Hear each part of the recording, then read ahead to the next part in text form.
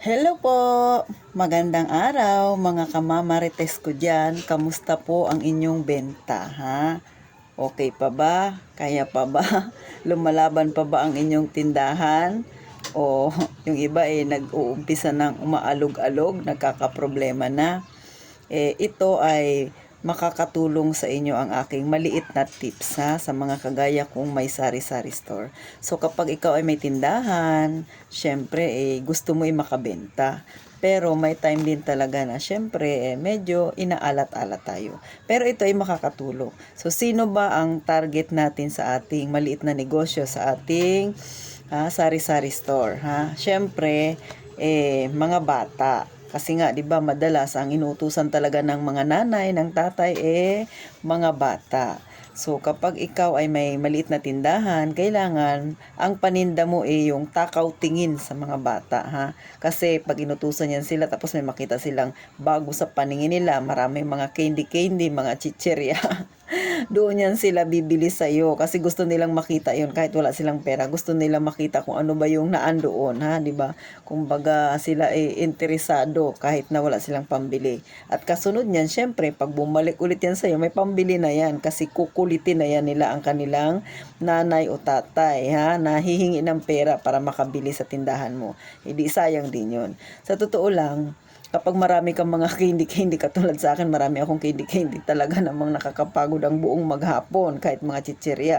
Kasi mga bata, pabalik-balik yan, pa piso-piso, pa dos-dos, pa lima-lima, talagang nakakapagod ang ganitong may tindahan na. Pero isa yan sa pagpapasalamat natin na maraming bumibili kahit paunti-unti, kahit nakakapagod. Kasi diyan tayo nakakaipon ng barya. Sa totoo lang, ang candy, lalo na yung 50 pieces, dito sa amin sa Palawan, medyo mahal na siya. Pero tag-piso na kasi ang benta namin katulad ng Max, ng Mentos, yung mga malilit na yan, mga prutos, yan, tag-piso na yan siya. Pero ang laman yan ay 50 pieces. So, dito ang bentahan yan siguro katulad ng prutos na sa 37 ang puhunan. So, pag tag-piso, so mayroon ka ng 13 pesos. Kaya lang, sa totoo lang, medyo madaya yung ibang candy minsan. So, hindi na ako magbabanggit. Pero sa mga kagaya ko na may mga tindahan, alam nila yan kung ano yung candy na madaya. 'Di ba? Yan yung 50 pieces daw ang nakalagay. Pero pag binuksan mo, balat yung iba. Minsan lugi ka ng 3, 4. Minsan inaabot pa ng 5. O, 'di ba? Pero sige lang. Ako may mga candy rin na ganun. Pero yung iba binabawasan ko. Sa totoo lang yung mga sakto talaga sa bilang, ha. Ito, ha, hindi naman sa rekomenda ko ito sa inyo. Pero ito talaga yung nararanasan ko. Katulad ng fresh. Yan, sakto yan sa bilang ng kopi ko. Yan, sakto yan sa bilang ng Mentos.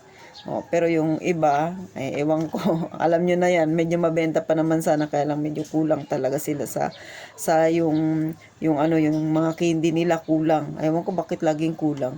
Kung hindi, bihira ka lang makakita ng sakto, sa totoo lang. 'Di ba mga ka-sari-sari test? Alam niyo yan kung anong klaseng mga candy yan ang laging kulang. So lugi ka na doon. Pero siyempre, babawi kasi bang candy. So sa papiso-piso sa maghapon, talagang pagod na pagod ka. Pero malaking tulong yan kasi nakakaipon ka ng barya. Paunti-unti, ha. Medyo kahit pa paano, malaki din naman ang tinutubo nun sa isang balot. Siguro mga 3 araw nakakapaubos na ako. O, diba? Mga 2 balot. Sayang din yun. Tapos sa mga chicherya, mga 2 piso lang ang pinapatong ko niyan. Minsan 3, depende sa presyo niya. Depende sa itsura. Tapos minsan may mga biskwit tayo na tagdos lang yung ating pinapatong ang aking tubo. Kasi target mo talaga is mga bata. So, syempre para bibili sa iyo. Pag medyo mura ng kaunti yung iyong paninda, doon yan bibili. Diba? Tsaka syempre makikipagkwentuhan ka sa kanila paminsan-minsan.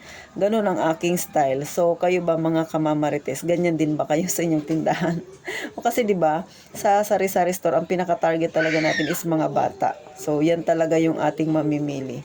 So, katulad ng ganito, dito medyo hapon na. May mga maiingay na mga bata dito sa harapan ko na naglalaro. So, naririnig ninyo yung ingay nila.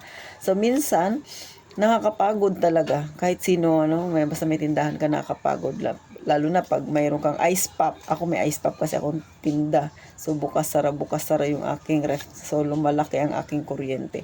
Pero bawi naman ha. Kahit paano nakakabawi, nakakasurvive naman ako. So kayo ba mga kasari-sari test, meron pa ba kayong ibang na alam na sino yung mga target ninyo? Kasi ako usually talaga mga bata. At saka yung mga nanay, mga borders namin dito. So ganun.